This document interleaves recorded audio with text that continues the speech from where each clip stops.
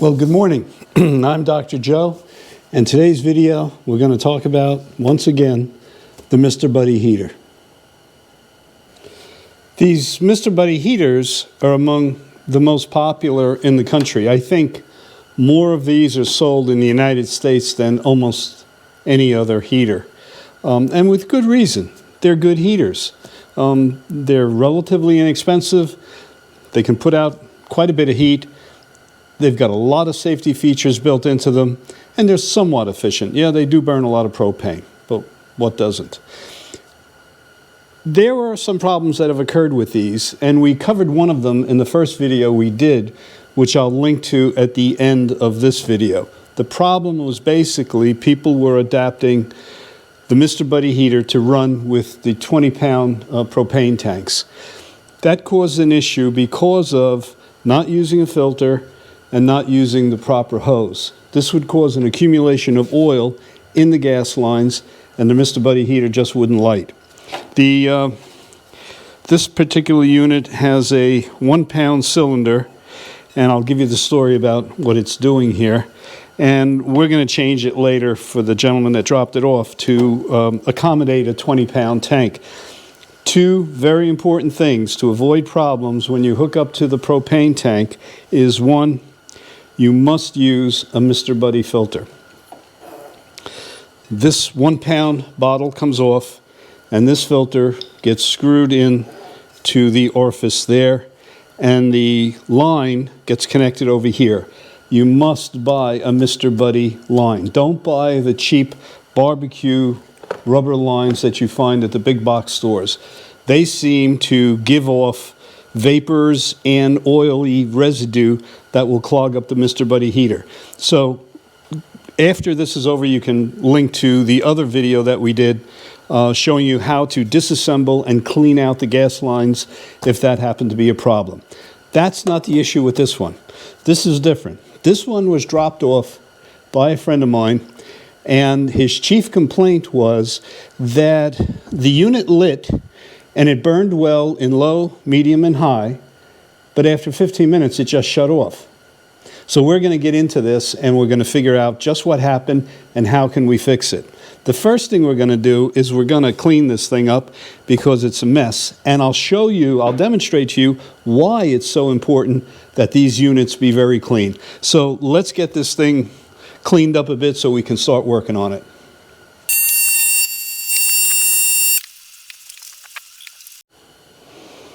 One of the maintenance steps that we go through is, if you look carefully over here at this kind of ball-like structure that's just opposite the pilot light, this has a tendency, this is our proof of fire sensor.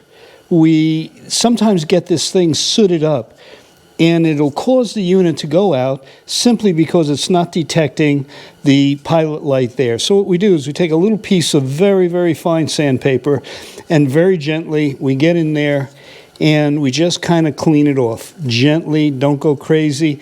It's somewhat of a delicate structure, but what I'm doing is just removing the soot that's around the tip of this ball right there. Go gently, as I say, and do it around all sides of it. And keeping it clean is one of the first things you need to do. Next, we're going to take a look at this pilot light, and we're going to light this, and we'll show you something interesting.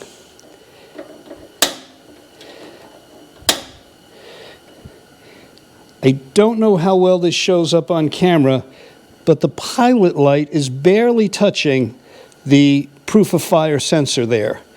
One of the things you can do, and we'll shut this off now, is you can actually bend this bracket on here just a tiny bit so that the sensor is leaning more into the pilot flame. I've seen these things go out just because there wasn't enough flame bathing this sensor. And remember, if this pilot light goes out, the heating plates will shut off.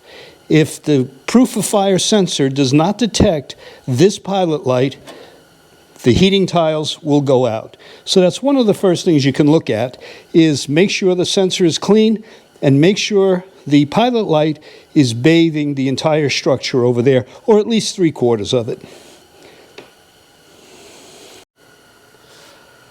Okay, I want to show you why I make such a fuss about cleaning these units.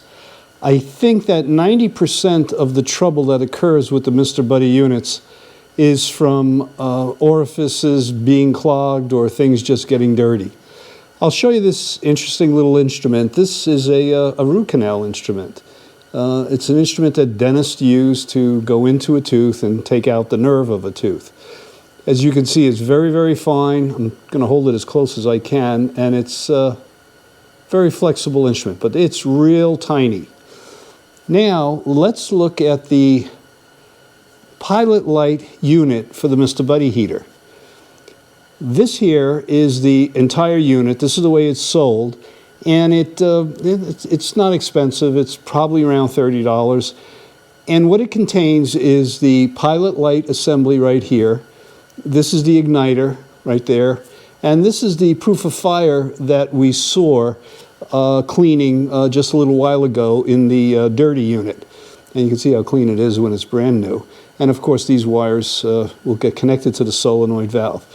But the reason I'm showing you this is because the orifice that the gas comes out of for the pilot flame is so tiny that this very, very fine and flexible root canal instrument will barely fit through that orifice.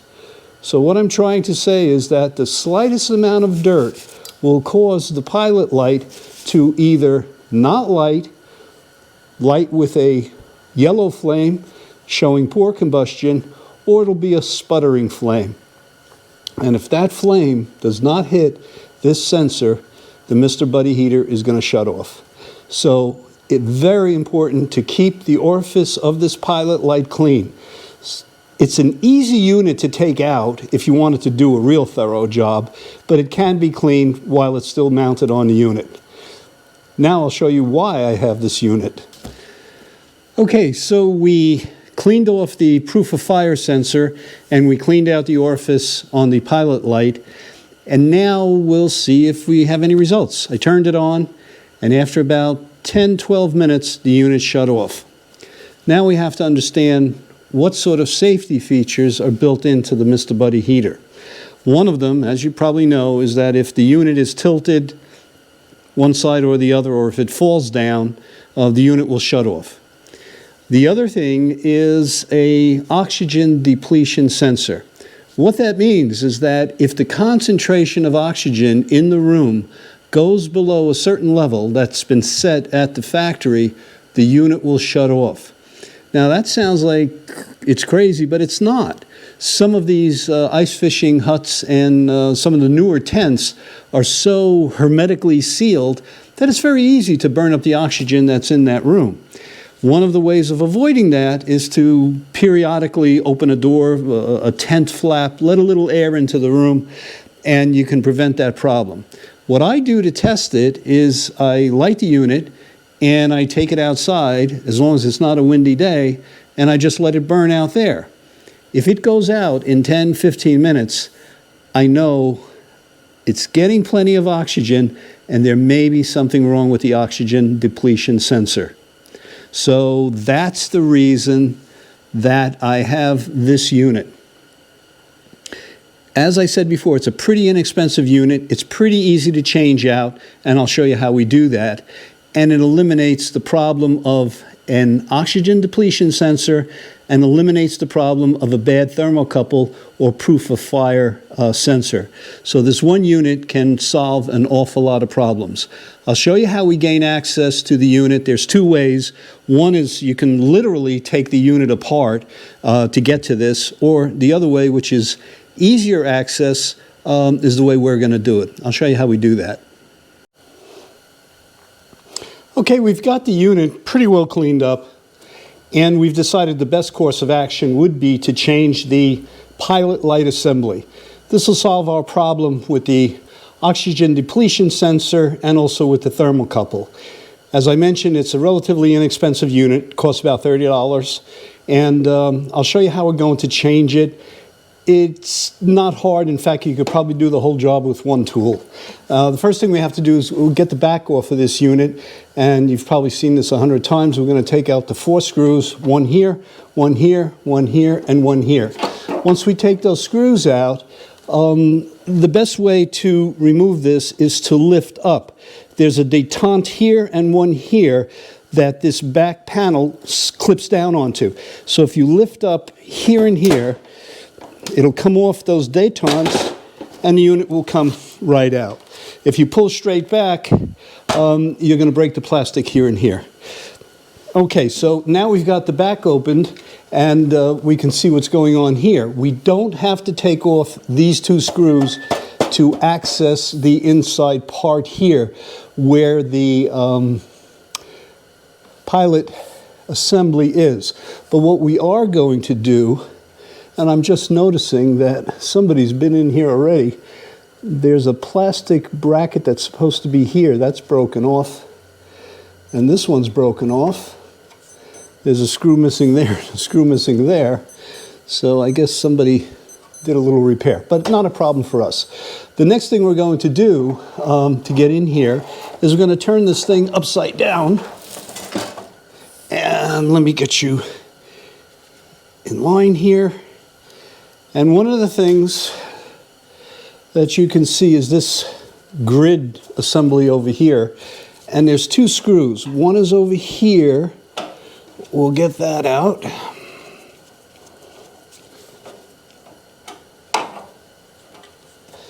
And the other one on the other side.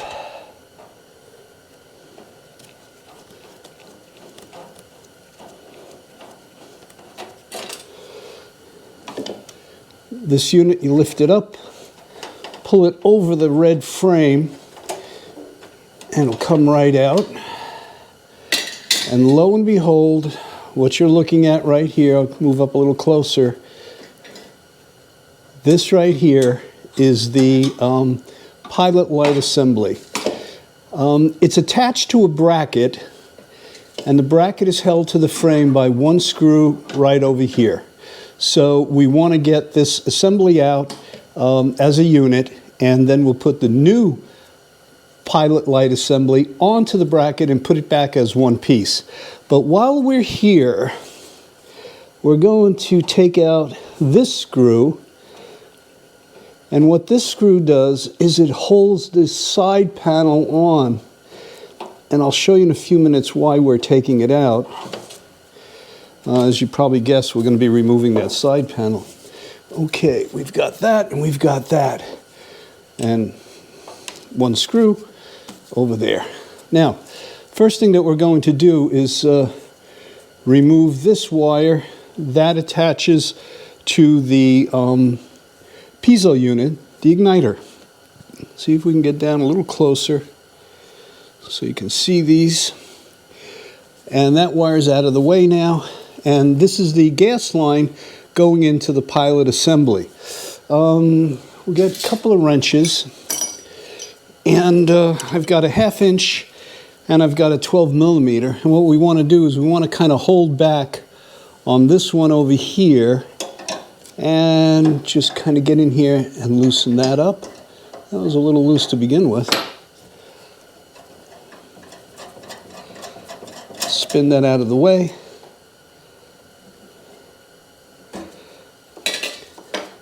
And now this gas line is disconnected from there. The next step we're going to do is remove the bracket. And there's 1 screw right up here that's holding the bracket to the frame.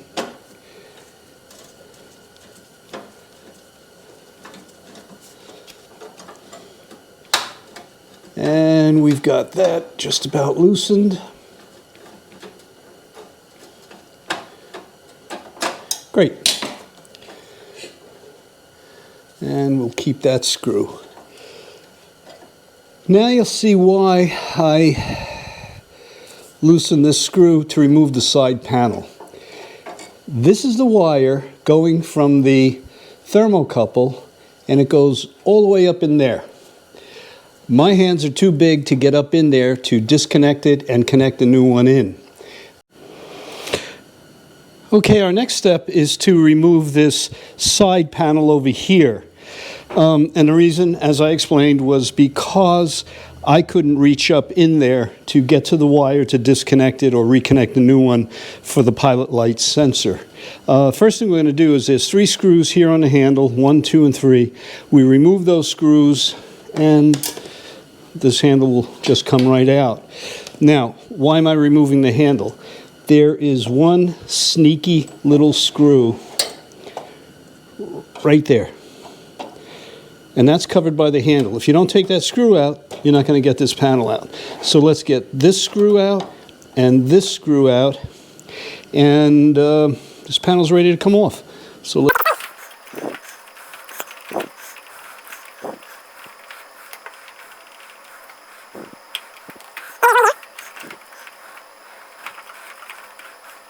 Screws out. We'll turn the unit around and gently pry off the control knob here.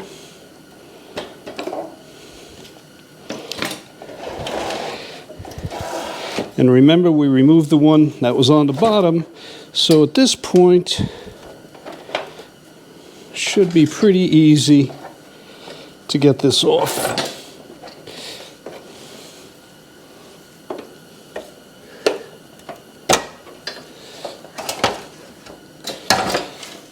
Okay.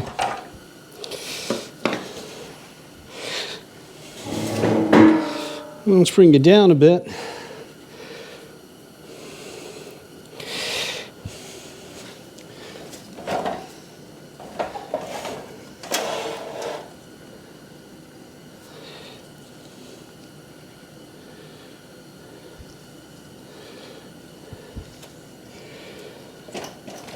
We're looking now at the wire that I could not disconnect from the unit. It's the back wire. There's 2 here, and it's the backmost one.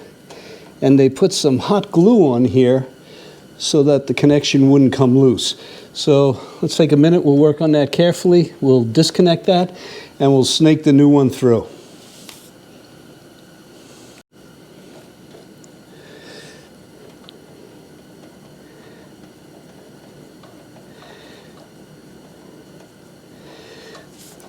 It's a little bit corroded in there.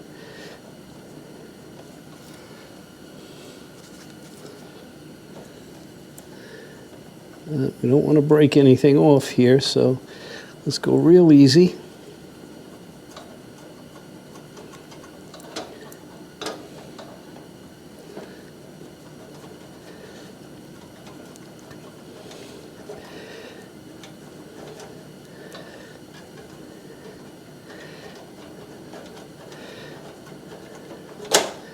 And that's off.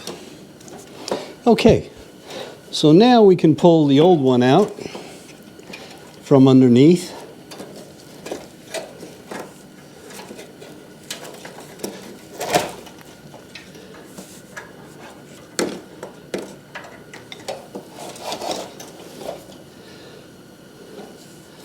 And that's out. And interestingly, the metal connector stayed in place. So we've got to get that off.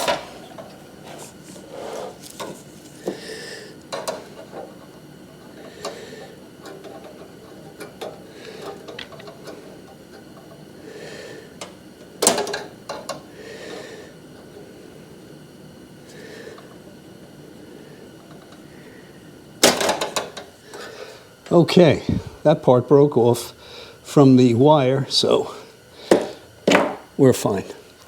Okay, now let's snake the wire through from the new connector, and that's up in here.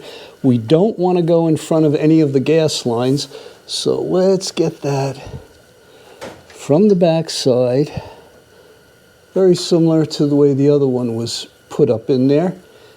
And there it is. Okay, now we just got to pull it through and connect it.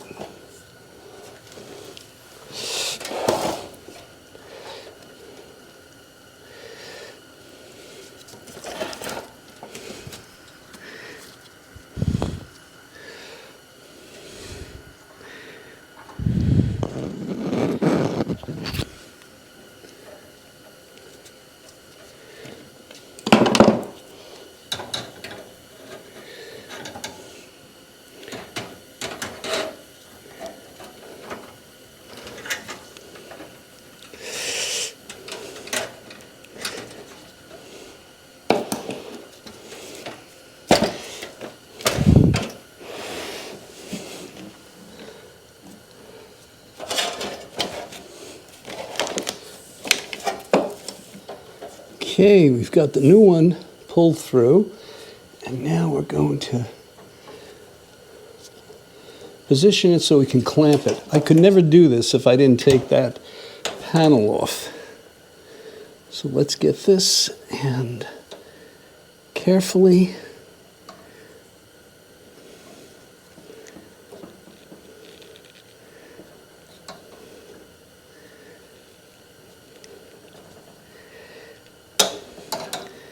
and it's on. Very good. Okay. Now before we start putting everything back, we're going to go to the underside again to connect the gas line, and we can put this whole unit back together again. Let's see the gas line.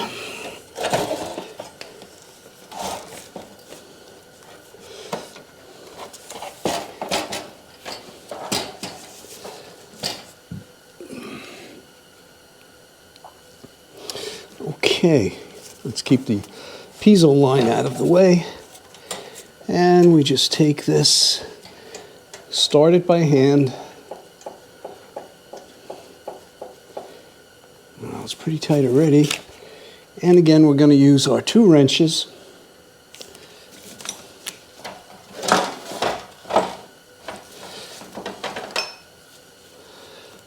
Going to hold back on this one and tighten over here. That's pretty tight. Okay, we'll connect our piezo line, and that just slips on like this.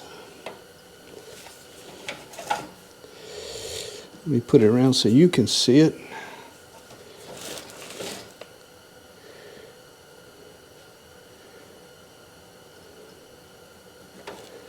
There we go.